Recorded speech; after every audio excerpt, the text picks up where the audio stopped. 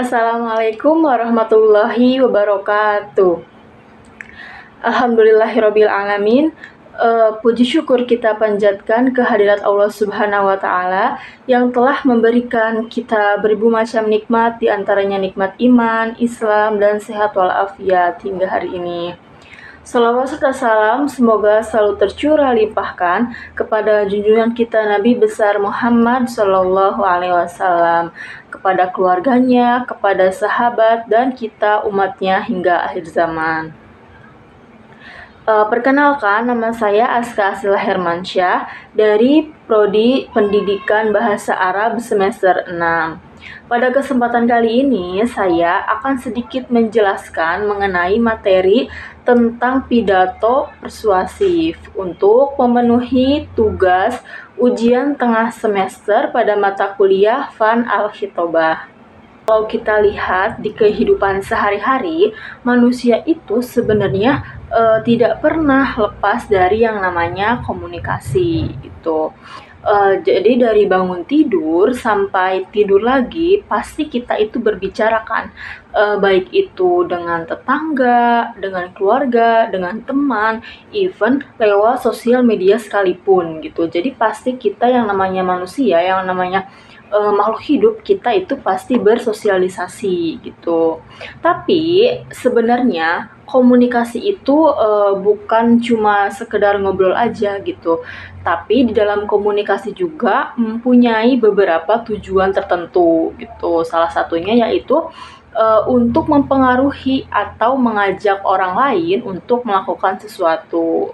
Nah, dari banyaknya pidato-pidato, ada satu jenis pidato yang mempunyai pengaruh yang cukup kuat gitu, yaitu pidato persuasif gitu. Kenapa sih pidato persuasif ini dikatakan kuat gitu? Kenapa sih disebut kuat gitu? Karena tujuan dalam pidato ini bukan hanya sekedar membuat orang untuk memahami sesuatu saja, tetapi untuk mendorong mereka berubah atau bertindak. Jadi di dalam pidato ini gak cuma menyampaikan informasi saja gitu, tetapi juga mengajak si audiens agar mengikuti arahan yang disampaikan oleh pembicara.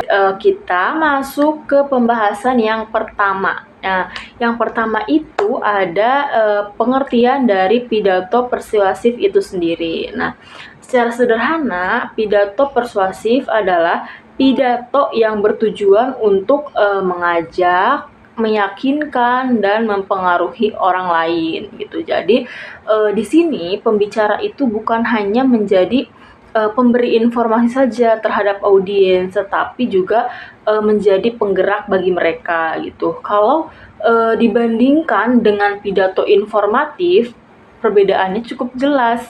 Kalau pidato informatif itu, dia hanya berfokus untuk menyampaikan informasi atau pengetahuan saja. Nah, sedangkan pidato persuasif ini, dia ini fokusnya untuk mengajak dan mempengaruhi orang lain gitu. Maksudnya untuk ikut arahan sesuai yang dibicarakan oleh pembicara. Contohnya misalkan seperti ini. Misalkan ada orang yang berkata, olahraga itu penting untuk kesehatan gitu. Tetapi kalimat itu masih bersifat informatif karena dia itu hanya memberitahu gitu, hanya memberitahu saja gitu, belum ada kata ajakan atau apanya gitu. Nah, tetapi kalau misalkan ada orang yang berkata, mulai sekarang ayo kita luangkan waktu 15 menit setiap hari untuk olahraga agar tubuh kita tetap sehat gitu. Nah, itu sudah termasuk ke dalam persuasif karena ada unsur ajakannya. Ayo kita luangkan waktu 15 menit setiap hari untuk berolahraga gitu. Nah, di sini sudah termasuk kepada persuasif, soalnya kata-katanya, di dalam kata-katanya sudah ada kata-kata ajakan. Dan udah dibahas ya, kalau misalkan pengertian dari pidato persuasif itu adalah yang bersifat mengajak, terus dia juga meyakinkan audiens gitu, mempengaruhi orang lain juga gitu kan, tadi udah dijelaskan ya. Jadi pembicara itu bukan hanya memberi informasi saja, melainkan menjadi penggerak bagi audiens. Nah, sekarang kita bahas ke tujuan pidato persuasif itu sendiri. Nah, tujuan utama dari pidato persuasif adalah membuat audiensnya mengalami perubahan. Namun, perubahan ini kan gak selalu terjadi secara langsung gitu. Kadang prosesnya, kadang tahapannya itu bertahap, jadi gak mungkin seseorang itu langsung berubah gitu. Nah, biasanya dimulai dari tidak tahu, kemudian menjadi tahu, kemudian audiens setuju, lalu akhirnya melakukan tindakan. Misalnya dalam kampanye hemat listrik, awalnya mungkin ada orang yang nggak peduli buat apa sih matiin listrik gitu, kan masih banyak gitu tokennya atau apa gitu ya. Nah, setelah mendengarkan pidato arahan, maksudnya pidato dari seorang pembicara, mereka itu mulai sadar bagaimana pentingnya menghemat listrik itu. Lalu mereka setuju dengan arahan tersebut. Akhirnya mereka juga mulai mematikan lampu saat tidak digunakan misalnya gitu. Jadi proses untuk perubahan tersebut tidak selalu terjadi secara langsung, jadi pasti bertahap. Selanjutnya, kita masuk ke ciri-ciri dari pidato persuasif. Gitu. Nah, yang paling mudah dikenali oleh kita ya, agar kita mudah memahami gitu, oh ini tuh pidato persuasif atau bukan. Nah, biasanya di pidato persuasif ini, si pembicara itu menggunakan kata seperti ayo, mari, atau bentuk ajakan lainnya gitu, agar mengajak audiens gitu. Tapi kalau misalkan ajakan doang kan nggak cukup ya, maksudnya kita juga sebagai pembicara harus mempunyai alasan yang kuat juga gitu. Karena kalau misalkan kita mengajak orang tanpa ada alasan tertentu, tanpa ada alasan yang masuk akal, orang itu kan akan bertanya, kenapa saya harus ikut gitu. Jadi untuk meyakinkan si audiens, kita juga harus mempunyai alasan yang cukup jelas untuk mereka, yang masuk akal gitu. Nah, selain itu juga kan tadi ada kata ajakan ya, ayo atau mari gitu. Terus alasan yang jelas. Nah, terus selanjutnya itu selain dari dua itu ada bahasa yang digunakan. Jadi bahasa yang kita gunakan kepada audiens tersebut itu harus jelas, harus sopan gitu, dan gak harus maksa mereka buat langsung ikut gitu. Jadi gak apa-apa kita kayak ngasih arahan dulu gitu, ngasih alasannya kenapa gitu, kenapa kita harus ini, kenapa harus itu, dijelaskan gitu. Terus kalau misalkan kita terlalu keras, terlalu maksa mereka, yang ada nanti audiens itu justru merasa nggak nyaman gitu sama apa yang kita sampaikan gitu. Terus satu lagi yang penting ya, jadi di dalam pidato persuasif itu harus adanya sentuhan emosi gitu. Nah, hal ini karena manusia itu kan gak hanya berpikir sama logika gitu, tetapi juga dengan perasaannya gitu. Jadi penting ya harus ada sentuhan emosinya kepada audiens gitu. Nah, tadi kan setelah memahami ciri-ciri yang ada pada pidato persuasif, sekarang kita masuk ke struktur pidato persuasifnya gitu. Nah, struktur itu kan penting ya dalam pidato. Ada dibagi dalam beberapa bagian.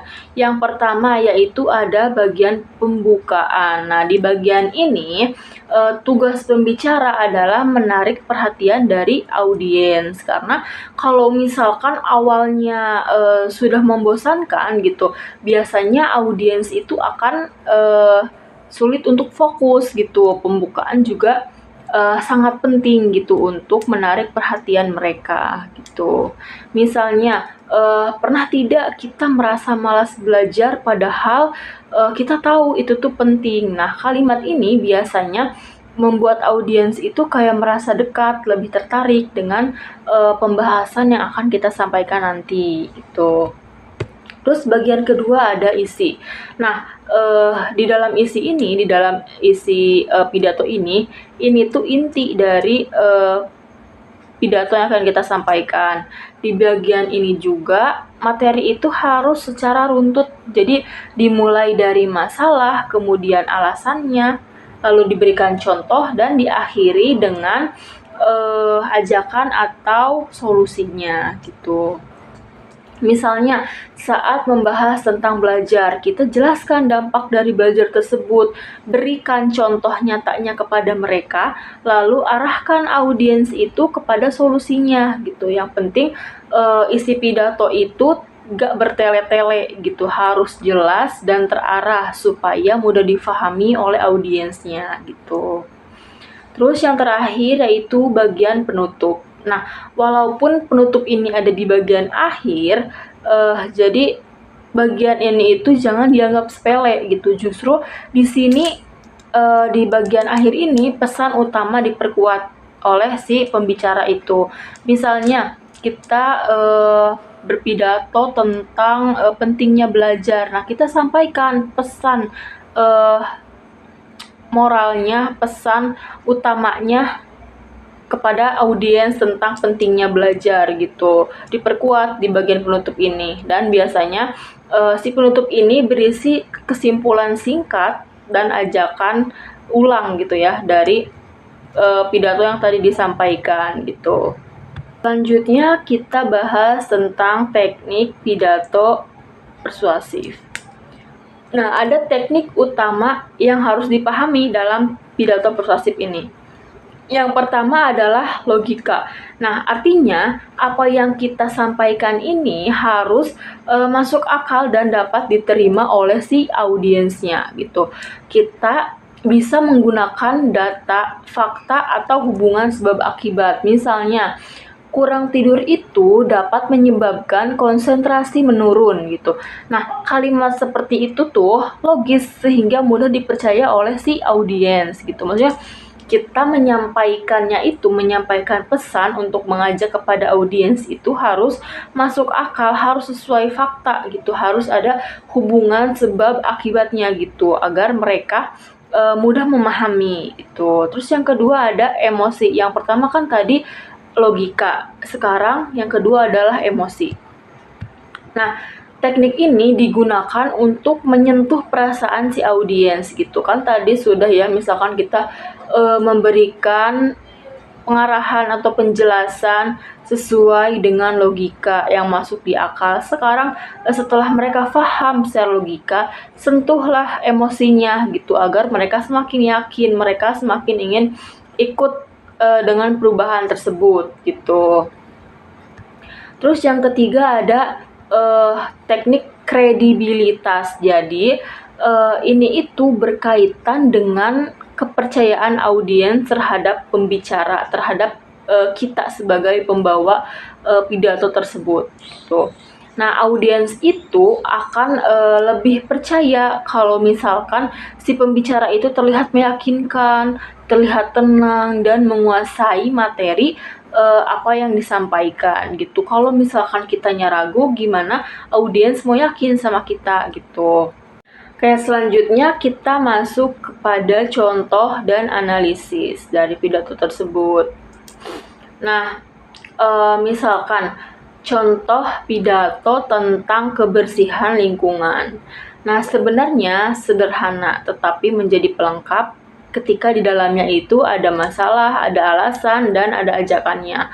Kalau kita lihat di sekitar kita, masalah seperti ini itu sering terjadi. Misalnya, masih ada orang yang membuang sampah sembarangan.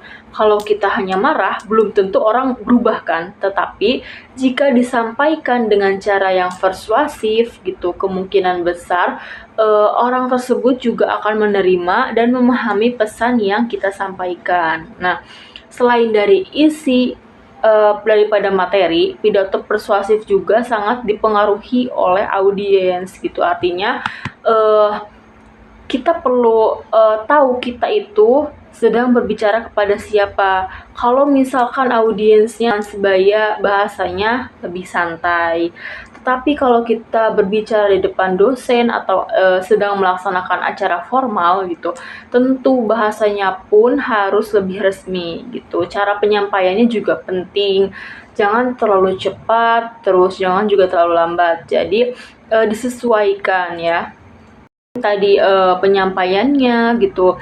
Terus juga intonasinya harus terdengar lebih jelas gitu agar audiens mudah memahami supaya presentasi kita juga lebih hidup, kita juga bisa menambahkan interaksi dengan audiens gitu.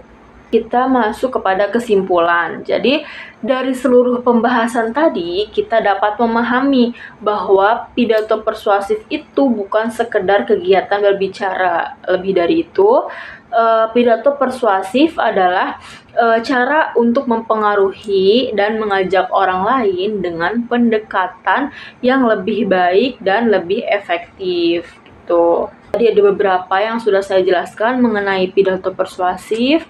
Kurang lebihnya mohon maaf. Semoga penjelasan yang saya sampaikan tadi bisa bermanfaat untuk kalian semua, terutama untuk saya pribadi. Kurang lebihnya mohon maaf. Semoga penjelasan ini menambah pemahaman kita tentang pidato persuasif. Wabillahi taufiq wal hidayah. Wassalamualaikum warahmatullahi wabarakatuh.